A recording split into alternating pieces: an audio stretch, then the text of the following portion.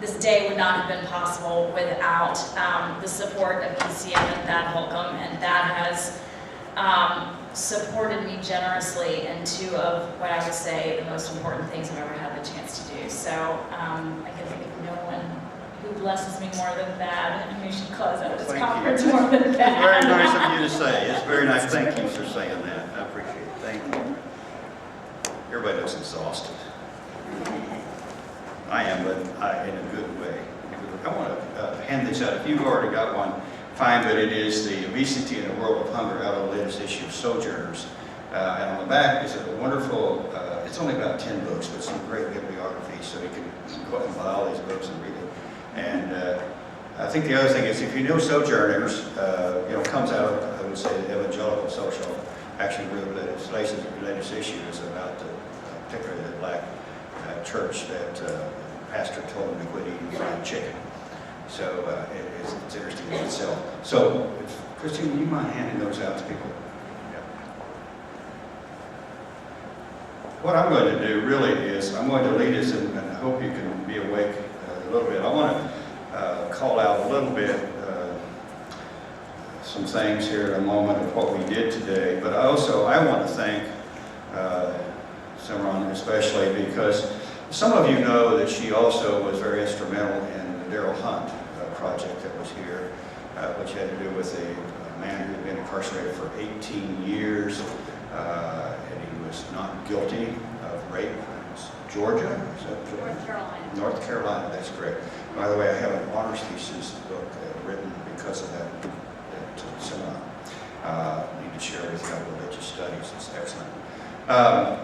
And I also want to particularly thank these other folks. Now, Miles is not here. I don't think he's downstairs. But also Kim Sherman, she left. She has been great. Kim has had a long day. She defended her honors thesis over across, as I mentioned here. And Emily Weiner came into Tufts, right? From Tufts University, flew in special for this. And she's moving from here and going to Colorado to work on a farm. Today, here she's back here. Ari's back here, who's the Office Administrator and Development Coordinator for ECM, and did a wonderful job downstairs getting everything ready. Oh yeah, there's Calvin. Yeah, everyone knows Calvin. That's her partner. Thank you. And Bill Watchpress and Tim Zing, who were here, and we thank those. And then we've had these sponsors of churches. Interesting thing we're doing, and Rachel and Jason and some of us are involved in an equal justice team here, and we have begun collaborating and inviting the faith communities who have green teams or eco teams to come together and network. We've had 2 meetings, and some of them have already indicated their support here, and we welcome others to join. Matter of fact, I met somebody today, a woman in charge of the garden tour, who was with the congregation, and thought they might have a group that want to do that, to collaborate, educate, and advocate regarding environmental issues, including hunger, and the issues that we have with that. I want to just, if you will help me out a little bit, I want to go through, and I'll certainly stay within my time, but just say it has been an amazing, amazing day for me. I listened, and of course I didn't catch all, and that's going to be something to have you help me in as I talk to others. But as I go through, maybe you want to add some, but not all of you were here all morning. How many of you were not here this morning? Okay, yeah. And that's understandable, because we really kind of planned it so you could come and go. But Nancy Thelman, who is still here as our county commissioner, really started off well, I think, talking about on Hove, seeing that we're doing the alpha omega here, because we are starting off with seed, and we ended up at the table. And she mentioned a recurring theme that we, I think, see here in the biblical sense is from dust we come and to dust we return. Or from dirt we come and to dirt we return. And so we are so enmeshed and united and integral to that. But it was wonderful for her to be here and also tell us the good news, if some of you don't know, about the preservation of the soil on the north side of the river, which is some of the prime soil in the United States. And thank you to your political ministry that has happened. Simran did another wonderful job in just the tragedy of GMOs. The tragedy of those who are having to file suit and feel helpless. This is an incredible corporate giant who is perpetuating, as we heard the theme over and over and over again, the issue of how the consumerism and the greed of culture overtakes the real understanding of what it needs to be in the neighborhoods and the understanding of food, and the call for us to respond to hunger instead to the accumulation of wealth that is happening as emblematic really in the Occupy movement and in other ways in our culture. And along with that was, of course, the technology and how technology has been used for the good, but also, as we say, for the bad. Then we had Brian Welch, who brought, I thought, just a wonderful understanding as he talked about Armageddon. Again, Armageddon is that story at the end, the battle of good and evil, and who's going to win. And that some people can get into that as we look at what's happening in climate change and what's. If we go through all of these issues today and we pound that in, contrary to what we heard from Jeffrey Farmer, we could say, we might be like that cloud. Forget it. I want to move on, have my life, and do what I can to keep myself occupied until the end time and let the rest of the people struggle with this. But instead, he really talked about, and I think he talked about an interesting thing that's often not talked about, is population growth. He also talked about that in terms of the consumption too, as well, in terms of that. But the conflict about how do you deal with that. Which brought to my mind, as we went through this, I was always in the back of my mind thinking, well, this is interesting, the church and the faith tradition, it's always dealing with it, but what is higher education? How is higher education treated? How's, of course, some aspects of it are certainly environmental studies, geography, political science, etc. But how is it systemically addressing this? Of course, we have a big issue now coming up here for us in the South Lawrence Trafficway. We have a Tuesday at the Commission, because the city may want to help along the South Lawrence Trafficway, which does not need to be built. We can get 10 more minutes for our trucks to use more fuel to provide things there. We need the frog back who voted before about 30 years ago. I'll tell you that story later, some of you don't know it. But, so, well, he did a great job, I thought, anyway, of talking about that and sharing on different things. Then, I didn't mean to skip out on here, because I know there also we had the one on soil and the family, talked about that, which was wonderful in terms of the soil that we had. I think it was the second presentation. We also, be sure I at least hit these pretty well here. Okay, Brian, yeah, Bart, okay, that was great. And Bart talking about the Prairie Star Farm and his understanding, I thought did a great job there. It reminded us again, the hard work that has to happen with farming. Extremely eloquent. She, I thought, did a fantastic job of talking about how we can talk about the abstractions, and as we do, and the policy, etc., but really it gets down to a life of living which we need to understand. And begin bringing into us what are the spiritual disciplines that we may well take out of here and to use as we go along, coming out of our faith tradition.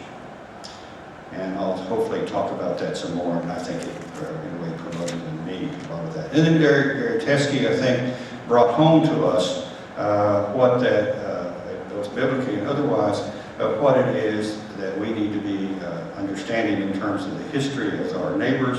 And also I thought some great things that he brought, Gary, in terms, for example, about the Lord's Prayer and how we always talk in a culture which is so individualistic that we live in, how much in the Christian faith tradition there is a constant theme of community.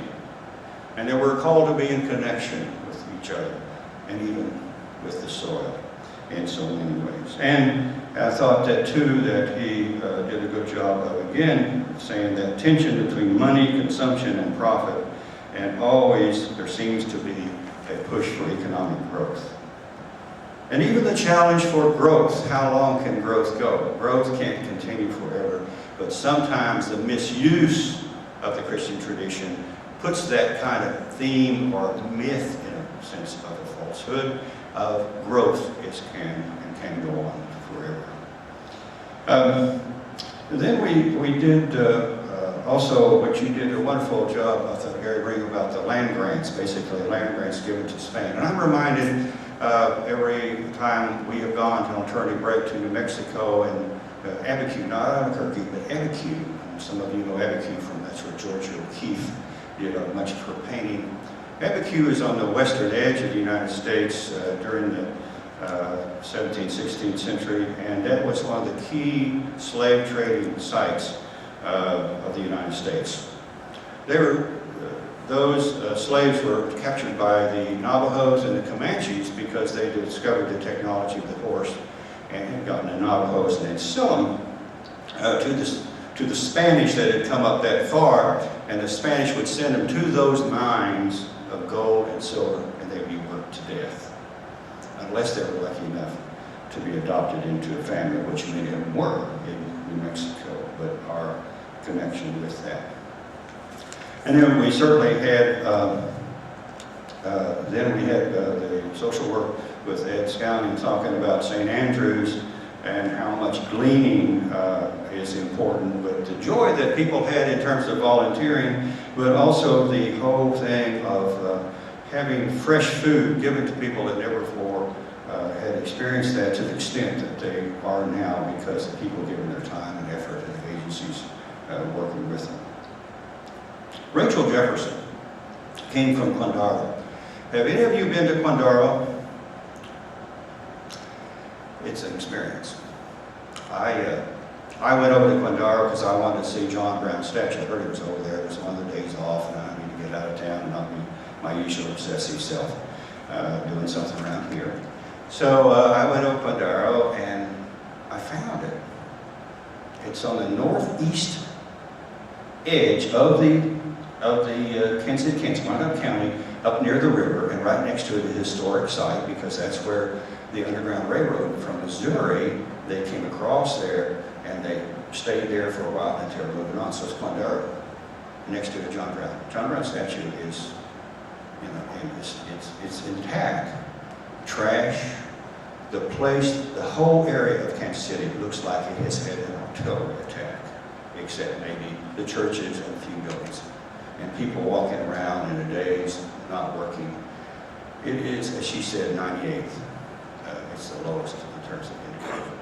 It's a horrible thing. And to hear what she's doing, if that doesn't give us hope, I don't know what does. Very practical things that she's bringing, at least involved up there. Dealing with the obsessive obesity that you see there, that's global as well as local, that we know about. But talking about the Oak Grove Neighborhood Organization, working with them and using methane gas and converting that hopefully into ways that they can do more with food. The church involved in a wonderful, wonderful way.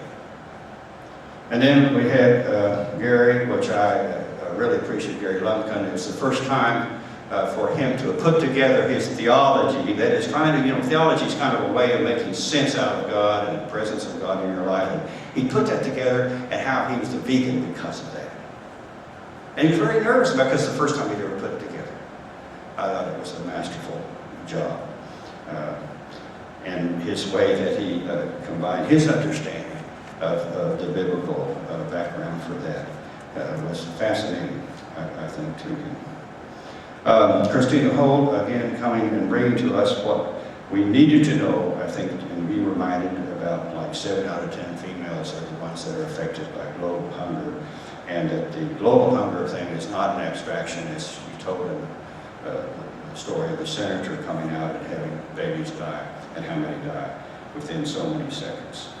But how important it was to use, again, some spiritual disciplines to address that as we're going on through our life. Then, after Christina, we moved on, and of course, Jeremy Farmer is quiet. First time I've ever heard him speak. He convinced me that what we need to do is take all our speakers that were here today, put them in twos, and send them out to the churches. On one Sunday, okay? On one Sunday, we're going to send them all out. It's going to be about World Hunger Day or something. And then we'll all have them come back and say, how'd it go? I think it'd be amazing. We might be able to pull that off. And then, of course, Rachel, I was really looking forward because I'd known Rachel from some other work that she's done in terms of her grant that she got for the film Journey of the Universe and some other interviews she's done with religious orders here in Kansas as far as their environmental work. It was wonderful to hear about what St. John's, very practical and with passion, and how we can, if we're aware and we live in the now and see what we can do. And it reminded me how we need to be mindful at ECM more and more with our composting, with our waste and all those things, of what little we can do, but that's important that we can. And how I'm so glad we're just at least supporting this. The seeds getting started over here for some farming that's going on. And then, of course, Don Teskey talking about, which I've always, I really respect him staying with it, because it's incredibly frustrating when you're dealing with those kind of politics. But we've got to change, and we've got to deal with the huge policy things. As you know, it's the upstream issues. Charity is important, but justice is probably the way that we need to move, and it's a tough one to do, and we need, and I appreciate what you're doing and staying in there in terms of the political gaming that needs to happen in so many ways. And again, reminded us, not only in the cloud, but other ways, that climate change is something that we need to somehow be involved with. And we are. In the context of this particular conference today, I'm really reminded, because as I went down quickly a few moments ago, I told Miles, I said, what's that smell? I said, oh, I know what it is. It's the Orthodox Church that meets here. They're meeting down there, and their incense is going on. And I thought, what an array of diversity we have within the Christian tradition that was present here. It's not on ECM, of course. You know, we are here on behalf of the United Church of Christ, the Unitarians, and the Quakers, the Presbyterians, and Church of the Brethren. But we had representatives here from other flavors. We had, of course, Lutheran Church in America, Evangelical Lutheran Church. We had Roman Catholic. We had the Anglican Church, which farmers are from Kansas City, the conservative Anglican Church. I'm not sure where everybody came from, but we had a taste of the black tradition in terms of church as well. So I really like it. It is that understanding that we are as diverse within the faith tradition here as is Islam or Judaism or Buddhism, because there's no way you can say this is the way Christian, this is the way Muslims think. It really gets down to how I think about it. It's not an individualism, it's because our faith ultimately is connected to who we are, how we understand and make sense out of our life. There are two things I mentioned, of course, as you can see, what I thought I might have as a title for this, and I want to read to you, if I may, quickly, where I got that out of the first letter of Peter. There are two places, I'm just going to talk about it briefly, that a very cantankerous two words or more come often for people when they hear about Christian faith. To be born again. That's three. To be born again. There are really only about two places that's really addressed in the gospel, and that's the story of Nicodemus, who in the middle of the night, in his conversation with Jesus, what's it take for me to have eternal life and to be born again? And there's the other place here in Peter, and this is how it goes. Now that you have purified your souls by your obedience to the truth, so that you have genuine mutual love, love one another deeply from the heart. You have been born anew, not of perishable, but of imperishable seed, through the living and enduring Word of God. For all flesh is like grass, and all its glory like the flower of grass. The grass withers, and the flower falls, but the word of the Lord endures forever. But I think always we have to, and I think you all appreciate that when we read Scripture out of, I would say, not only the Christian tradition, but others, and we take little bits and snippets. It's like reading one paragraph out of a whole novel. And so you need a larger context. And of course, the larger context, it seems to me, for that understanding of what it means to be born again, is to not only, as we have heard today about Genesis as that, but also, and from the Psalms, which are ways so often we reflect kind of iconography, the way we look at to the poetry of the Hebrew Scripture. We also, I think, need to know Jesus as the new Exodus, because often we understand, and that's the only way we're going to understand who Jesus is that in terms of the Jewish context in which we as Christians are constantly learning more and more about. Thank God what we are, what that means. You know, I know it's a crass joke to say, you know, Jesus was not a Presbyterian. He wasn't a Baptist. He was Jewish. And he truly was. And that, if anything, is we're reminded of that, and it's in your face, Gospel of Mark. We had a family of religious studies of how Jesus is depicted. I love the one they had that's a particular way to Mark. Flash these terrible pictures. You remember Jesus that has the light radiant on, it's always blonde, light radiant on him. And finally, they had this one picture of Jesus, and it just flashed on the screen, and it was like, well, what do you think? That's the way it was to me. And I think that's what Mark is. And Mark really has a section in between. He starts with a blind man, and he ends up with one without sight here. But in chapter 10, there is probably what I think is the key to understanding, for me, much of what the Christian faith is about. And it's a story, I'm not going to go through all of it, James and John, the sons of Zebedee. He formerly, by the way, had been called out of their farming. They were fishermen, farming fish. And they're walking along and talking to Jesus. And one of them says, grant us to sit one on your right hand and one at your left in your glory.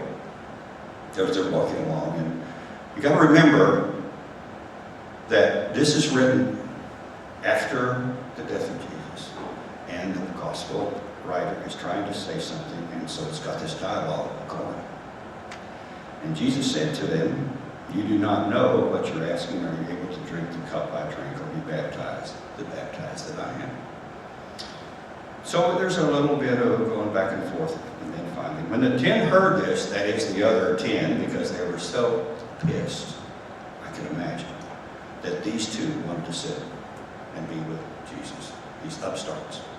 Of course they did, because that's the way in that time of how you became identified with a master, is that you became an apprentice. You had a mentor, and Jesus was going to be the mentor. They began to be angry with James and John, so Jesus called them and said to them, you know that among the Gentiles, that is the foreigners over there, those whom they recognize as their rulers lord it over them, and their great ones are tyrants over them. That is, they use oppression, they use war, they use Pax Romana to keep peace. That is, the military always keeps peace within Israel by force. But those Gentiles whom they recognize their rulers rule over them, their great ones are tyrants over them. But it is not so among you, but whoever wishes to become great among you must be your servant. And whoever wishes to be first among you must be slave of all. For the Son of Man came not to be served, but to serve, and to give his life a ransom for many. Servanthood, to me, is the key for me to understanding a life in a way, or a theology or making sense of the world as a person of faith. I have struggled constantly with what resurrection means. And I think I can say now that resurrection, for me, as I understand it, was that experience for those disciples and those who followed him to recognize as a community that who Jesus was is not dead, but present, as Jeremy said, and as the rest of us have said here today, within ourselves as a reign of God now. Not in the by and by. Now. And it may well be beyond, but we know it's celebrated to be now. Any statement is autobiographical. So I must give you a quick footnote about why I am saying that and how I understand that you and I, or no, just me anyway, I need to act on that. That I look at Jesus as the one that points towards the holy and a way to discover in a surprising way how God just bubbles up in the midst of all of life. Bubbles up even the halls of Congress. Bubbles up here at East Hill. Bubbles up, down on Mass Street or Link. Where the presence of God, because there are two things that are emblematic of that, and that is a deep, deep capacity for compassion that we're called to learn and feel. And that is to suffer with other people so much we can also laugh and cry and be present and celebrate the holy in that way. And that invokes that call to justice. I often wonder how in the world I got that, because I was raised on an Oklahoma ranch. Beautiful. Tall grass prairie, cross timbers area actually to the east of the tall grass prairie in Oklahoma.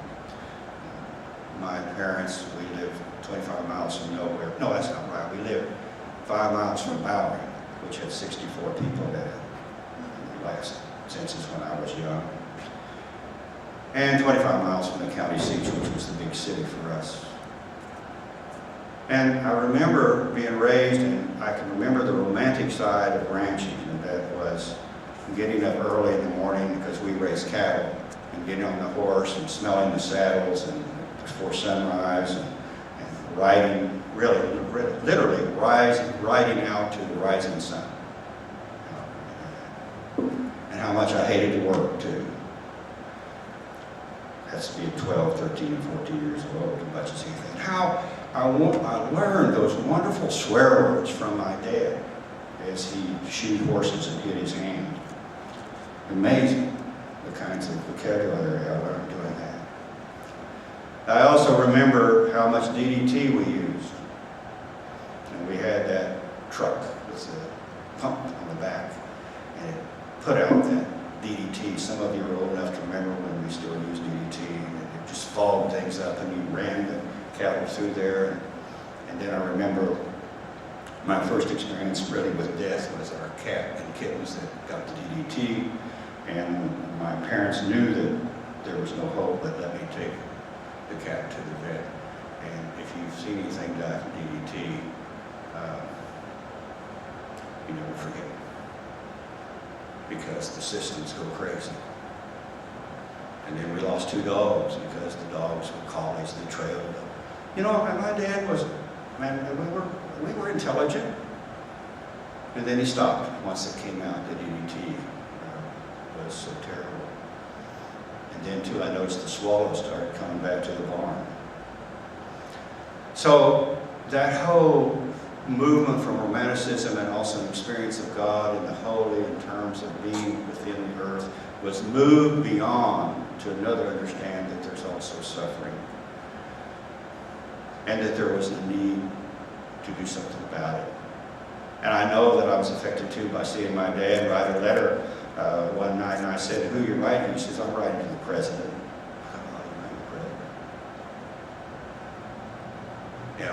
Did the president do anything with that? I don't know, but I remember him doing that. No wonder I find myself, occasionally finding windmills to jealous. And enjoy, in one hand, finding ways that we as the community of people, Christians and others, can join together in being reborn over and over and over again. To die to the old ways, to die to the predominant culture that says greed is the norm, consumption is what we must have to know we are good, and to move to a different understanding of what it means to be authentic human being. We are to be born and born and born. And that I think we are. And I hope all of you leave here being reborn a bit today, and that you come back and stay in touch with us and bring your talents and your skills. I've already made a list of some people I want to ask to make some presentations and be involved, so watch out. And again, thank you, Simran, and may we have that opportunity to see each other again. And if you will, join me for a moment of silence and prayer as we finish our time together.